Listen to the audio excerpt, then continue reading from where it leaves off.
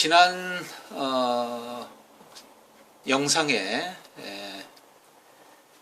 체질론에서 주장하는 호흡법 국선도에서는 어떻게 합니까? 라는 그 영상을 올린 기억이 납니다. 그곳에서 계시공의 2대 프레임인 분석적 심리학과 통합적 수행관에 입각하여 입체적 진단과 처방을 통하여 한방을 추구한다라는 그런 모토처럼 분석적 심리학보다는 분석적으로 이렇게 결론을 내리기보다는 통합적 직관, 통합적 수행관에 입각해서 이렇게 국선도 원리에 크게 벗어나지 않도록 이렇게 설명드린 부분이 조금 너무 두루뭉술이 이렇게 들으시는 분들로 하여금 뭔가 핵심이 없다라고 이렇게 느낄 수 있는 그 오해의 소지가 있을 것 같은 생각이 들어서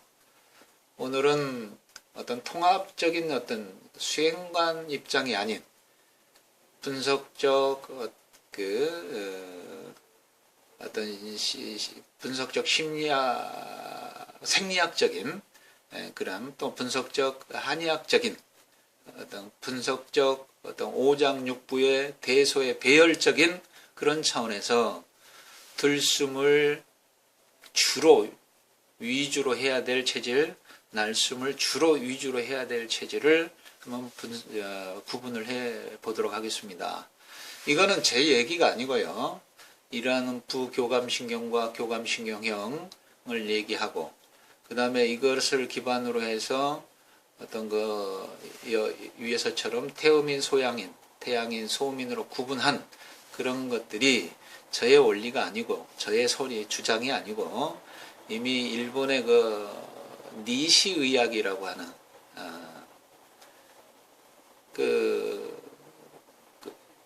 그런 자연 의학 원리들이 지금까지도 이렇게 사용되고 있는 인기리의 그런 원리와 그 다음에 이런 사상의학을 더 세분화한 팔체질 의학을 주창한 권도원 선생의 이론이기도 합니다. 그래서 저는 이제 국선도 단전 호흡법 자체가 이 들숨과 날숨을 각게 원이겠죠.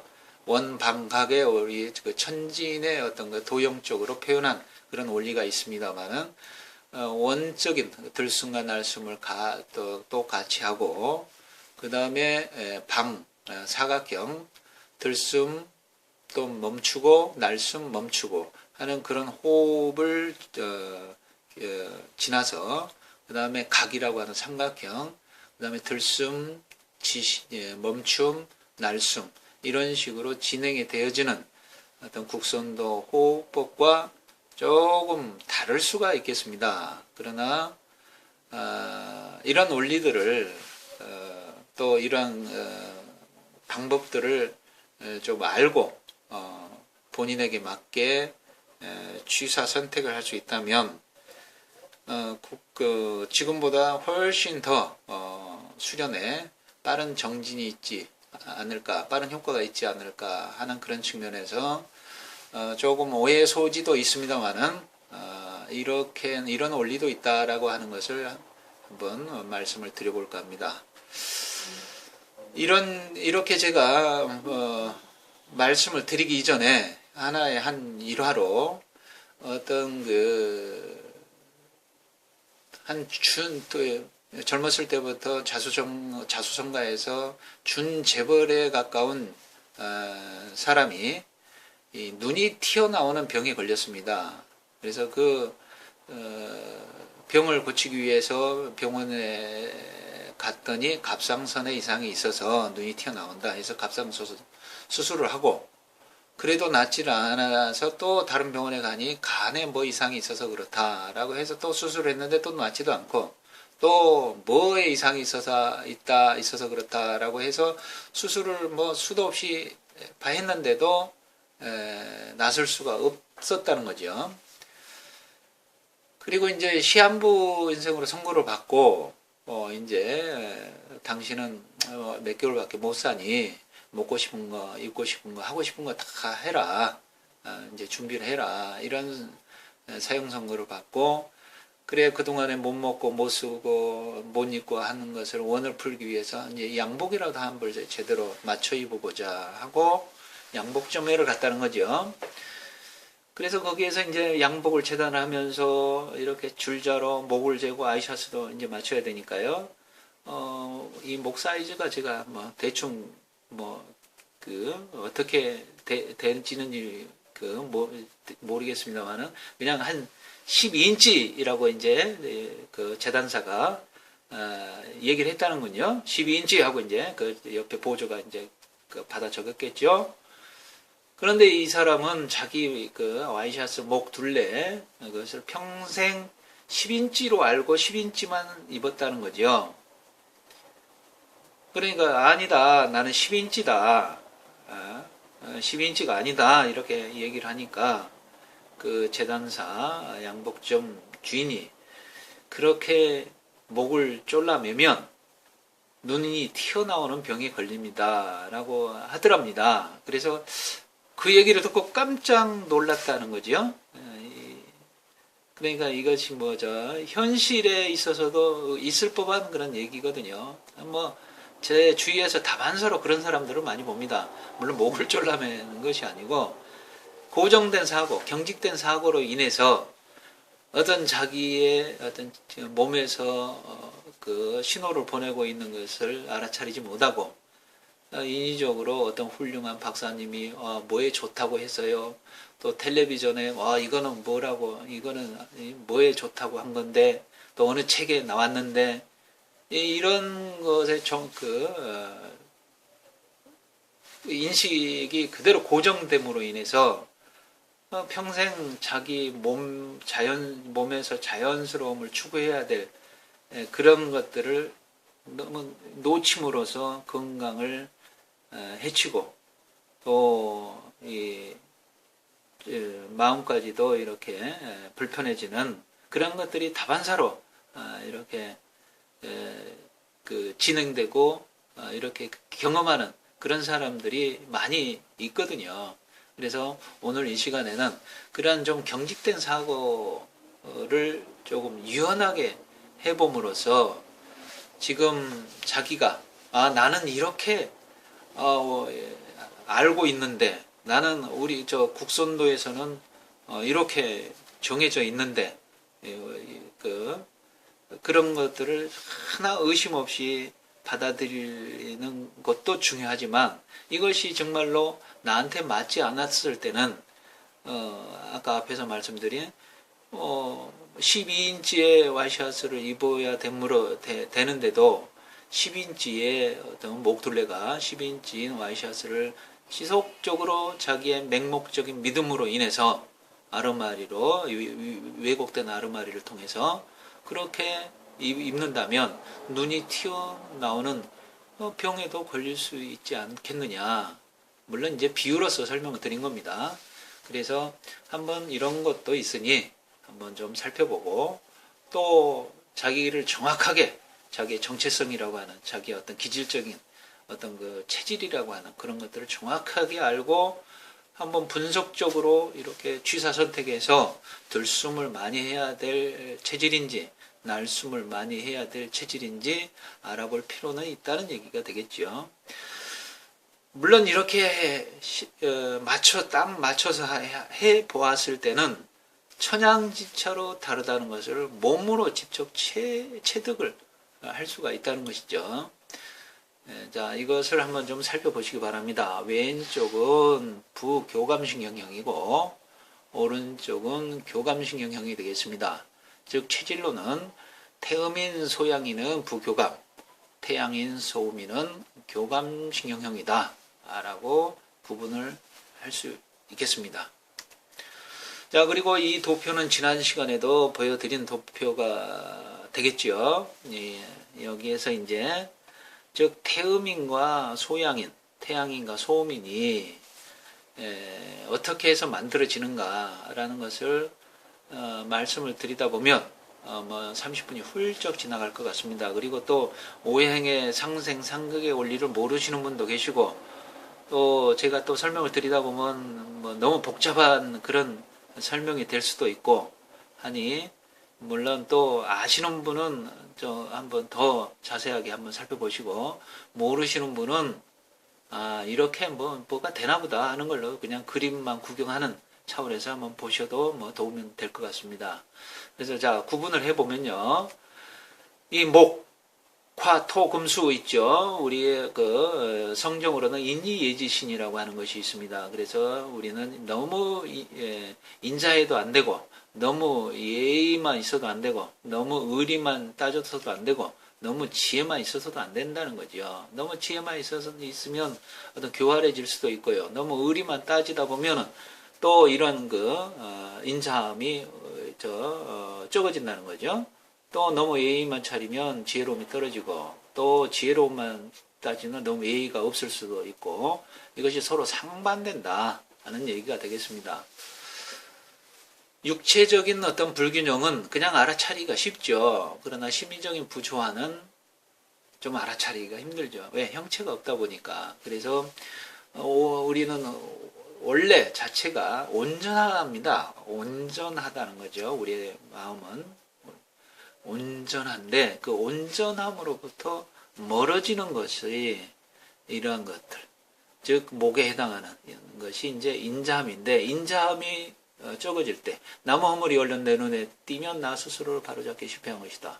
그 다음에 예의가 없을 때, 내가 하는 행동이 누군가를 설득하는 것이면 나 스스로를 의심하고 있는 것이다. 즉 또 의리가 없을 때, 내가 따로 떨어져 있고 외롭다고 느낄 때 나 스스로를 용서하기 실패하고 있는 것이다. 지혜는 지혜가 없을 때, 나의 삶에서 어떤 일이 거듭 되풀이 된다면 거기에서 뭔가 내가 배워야 할 것이 있는 것이다 라는 것이죠. 그래서 서로 이 화와 수, 금과 목이 서로 상반된다는 얘기죠. 그래서 여기에서 이 태음인, 소양인은 이제 태음인은 목이 간이 크고, 소양인은 화열, 비장이 크고, 그 다음에 금, 여기에 태양인은 폐가 크고, 그 다음 소음인은 신장이 크고 해서 서로 이렇게 상반된 체질이 이런 식으로 배당이 된다는 얘기죠. 즉 오른쪽은 교감신경형이고 왼쪽은 부교감신경형이다. 뭐 이렇게. 그리고 또 이러한 복부운동, 안심, 안정, 희락, 하산, 채식, 산성음료, 냉온욕에 가까운 활동 또는 그러한 운동을 할 경우에 이런 식으로 부교감신경 긴장증으로 흘러서 이런 식으로 이런 심리적인 상태로 흐를 수 있다라는 얘기도 될 것 같습니다. 반대로 또 척추운동, 불안운동, 노예, 등산, 육식, 이온음료, 온욕 이런 활동과 어떤 운동들은 그 교감신경 긴장증으로 흘러서 이런 심리 상태로 흐르고, 또 이런 심리 상태는 뭐 이런 유사한 질병을 가져오게 되고요. 그래서 이러한 인자만 있어도 또 의리가 없어지고, 또 예의만 있어도 지혜로움이 떨어지고, 지혜로움만 있어도 예의가 없고, 또 의리만 있어도 인자함이 없다는 얘기가 되겠죠.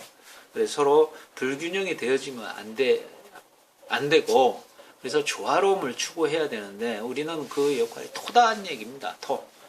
내가 세상과 갈등을 겪고 있을 때는 나 자신이 지어낸 것에 대한 책임을 내가 부인하고 있는 것이다. 이러한 갈등, 즉 인의지의 어떤 그 부조와 불균형 이런 것들이 세상과 갈등을 겪는 원인이 된다는 얘기죠. 그래서 그거는 자기 스스로가 지어낸 것이고, 그런 것들에 대한 책임을 부인하려고 하다 보니까 그 반대급부로서 자꾸 세상과 부딪히게 된다는 거죠. 그래서 우리는 믿음으로써 하나가 되어져야 된다. 이것들이 각자 객체라면은 우리는 하나다. 그래서 우리는 인이예지신으로서 똘똘 뭉쳐야 된다. 그래서 대신심을 바탕으로 해야 된다는 얘기가 됩니다. 그래서 1에서부터 생수성수가 있듯이 1, 2, 3, 4, 5가 수화 목금토인데 우리는 서로 수화 목이 서로 부딪혀서 상극으로 따로따로 흐르려고 하니 우리는 한 가족이요, 하나다. 그래서 이렇게 단합을 하니까 단합을 하게 하는 것이 토의 역할이란 얘기죠. 토, 신, 믿음, 대신심이란 얘기입니다. 그래서 대신심으로서 이렇게 기본 대신심이 이렇게 하나로 온전함으로 이렇게 뭉치게 하는 그런 힘이 이 신이다. 이런 얘기가 됩니다. 그래서 그 다음에는 이제 그 여기까지가 이제 우리식으로는 그 정각도가 되겠습니다. 그 다음에 이제 통기법은 5토가 이제 1, 2, 3, 4, 5에 하나가 붙음으로써 6, 7, 8, 9, 10이 되는데 거기에서 작용되는 것이 이 대신심이 극에 달하면 의심이 나오거든요. 거기서 중입니다. 그것이 시중이라는 말이 중용에 있죠. 즉 그때그때 다르다. 중이라고 하는 것은. 그 다음에 인중이라는 것도 있겠죠. 시중이 있으니까 사람마다 다르다. 또 공중이라는 것도 또 환경 따라 다르다. 이것이 이제 6, 7, 8, 9에 붙음으로써 9 태극이 되고 태극이 10 제 2차 통일로서 완성으로 어떤 가는 그런 체계가 되거든요. 그래서 이러한 심리적인 단계는 상태는 육체적인 불규정의 상태는 금방 알아차릴 수 있고 인식이 되는데 이런 심리적인 상태의 부조화는 알아차리기가 힘들죠. 그래서 이러한 것들이 느껴진다면 지금 내가 좀 뭔가 온전함에서 멀어지고 있구나, 온전함을 잃어가고 있구나라고 이렇게 알아차리면 된다는 것이죠. 자, 그러면 이런 것에서 이렇게 또 이러한 심리적인 부조화는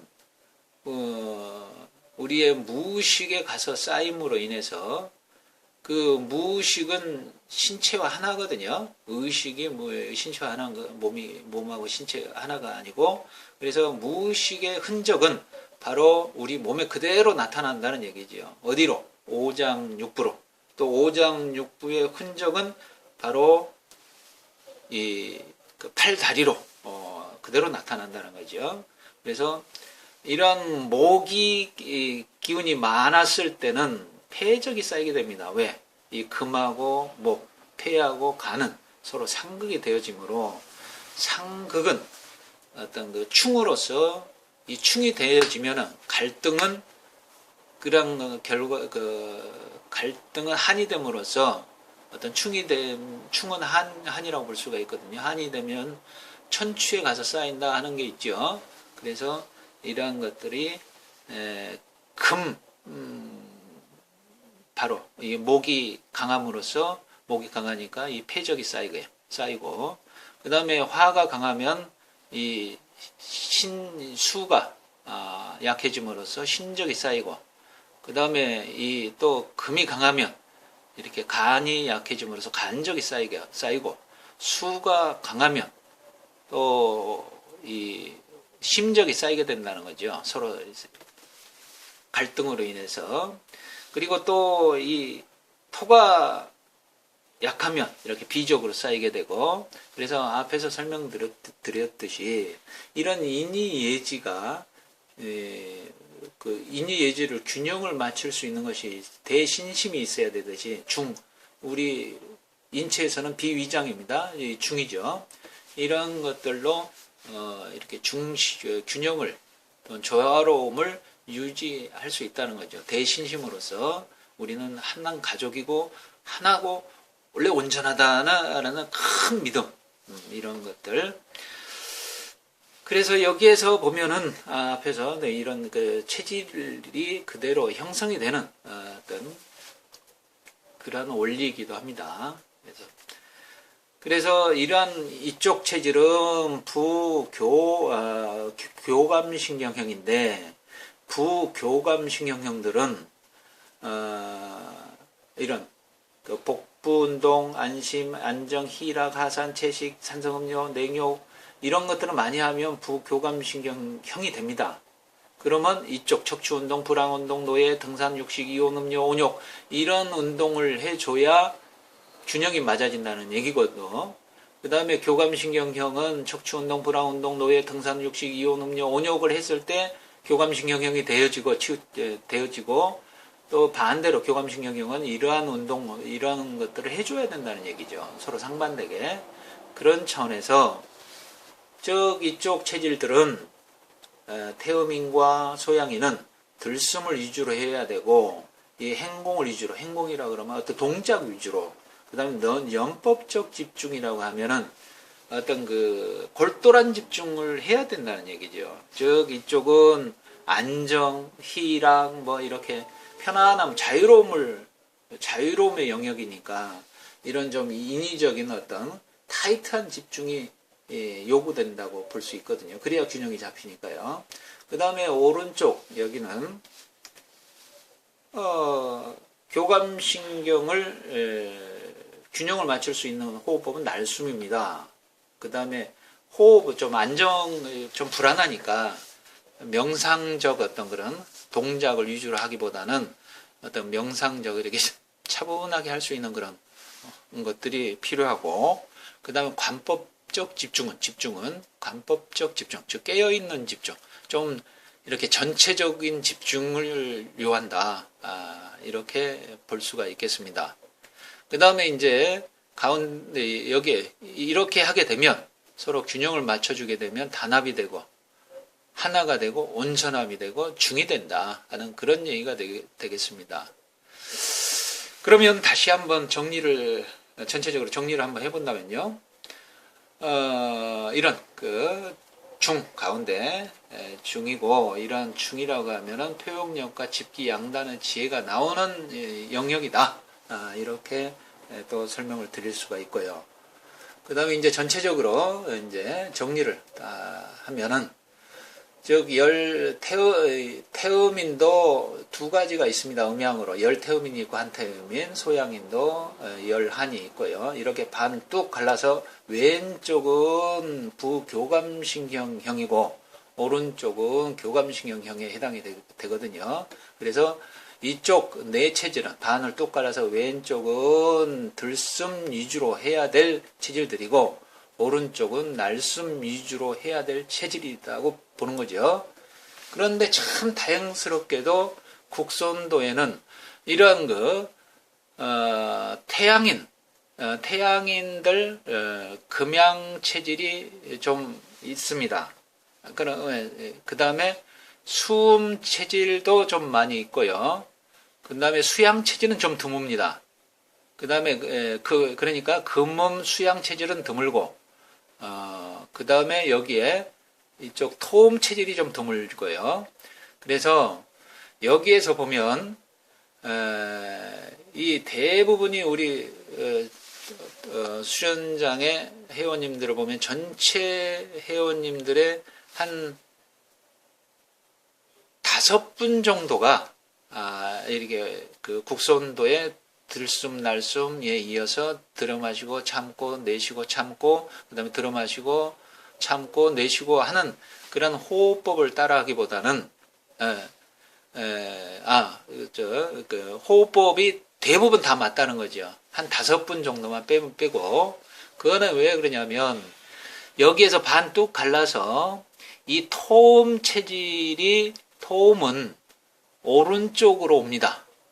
그 다음에 수음이 왼쪽으로 갑니다. 이렇게 바뀝니다. 체질은. 그러니까 반뚝 갈라서 수양 체질, 그 다음에 여기 토음 체질, 금양 체질, 금음 체질 이런 이 날숨을 위주로 해야 되고, 목음 체질, 목양 체질, 그 다음에 여기에 수음 체질, 토양 체질은 들숨을 위주로 해야 된다는 얘기죠. 그래서 앞에서도 얘기했듯이 대부분 다 국선도 수련 호흡법이 맞도록 되어 있다는 얘기가 되고요. 그 다음에 극히 한 100명 중에 한 5분 정도는 금양, 그 다음에 수음, 수양 극히 드물고요. 금음도 좀 극히 드물고, 그래서 한 5분 정도, 100명 중에 5분 정도는 날숨을 위주로 해야 될 그런 체질이라는 얘기죠. 제가 체험상 봤을 때.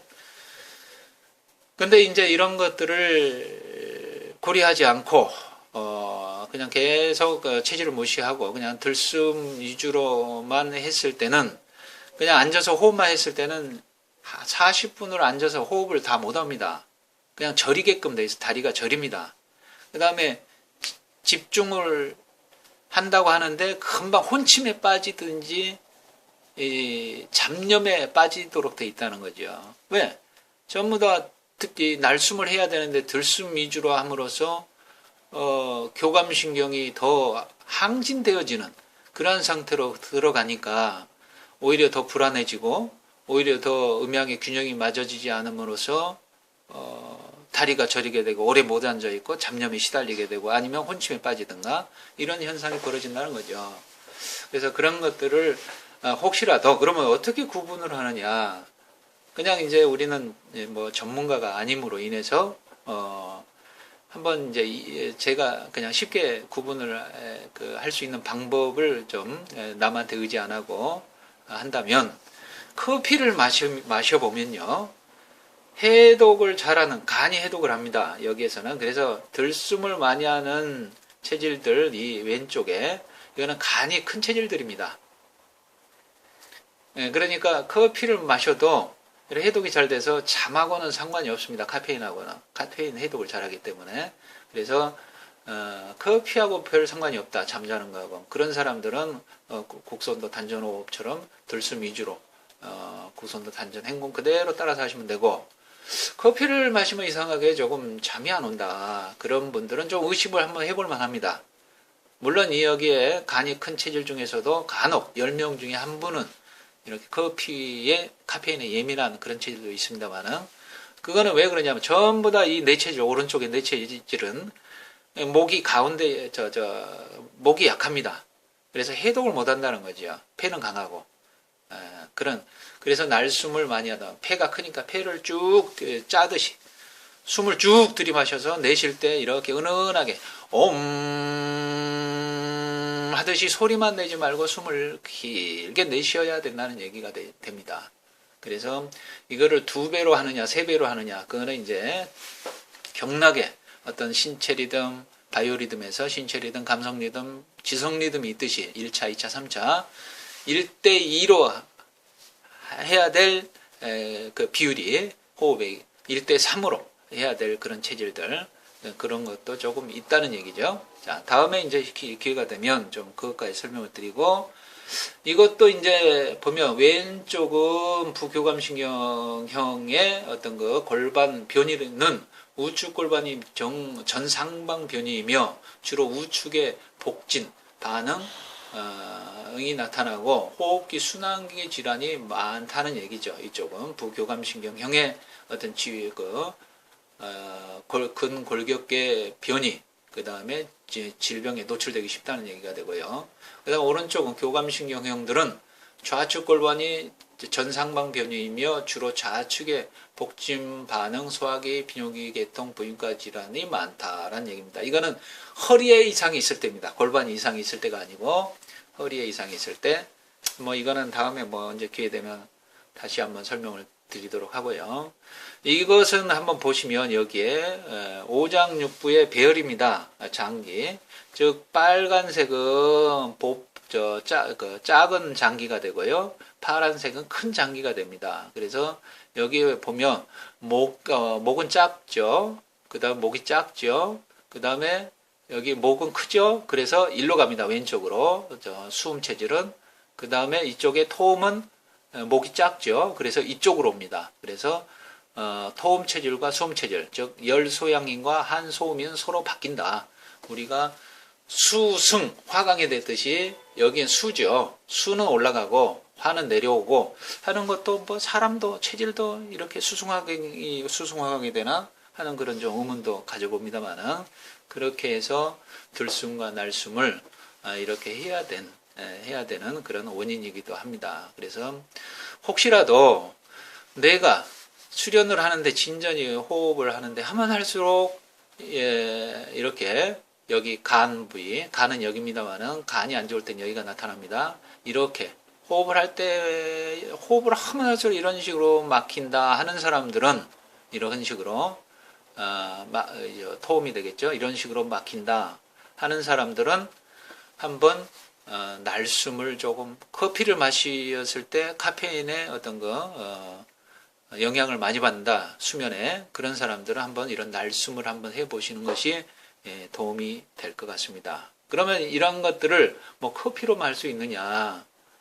그건 아니고요. 아까 그 부교감, 교감신경형을 한번 참고로 보셔도 되고 이런 식으로 해서 맥을 이것이 이제 무의식의 표식이라고 했습니다만 우리 왼손 오른손은 이게 맥을 잡는 겁니다. 이거는 뭐 한의사들의 고유 영역이기도 하지만은 우리도 좀 어느 정도 뭐 할 수 있다는 거죠. 그래서 한번 참고로 이쪽에 왼쪽에 보면 이 3번 여기에 약지로 잡을 수 있는 여기가 띄는 그런 체질들은 즉 교감신경이 항진된 체질들이다. 교감신경형들이다. 라고 볼 수가 있거든요. 그래서 여기에 이제 외로 숨은 이렇게 교감신경이 항진되어 있음에도 불구하고 간이 크기 때문에 부교감신경형 쪽으로 가고요.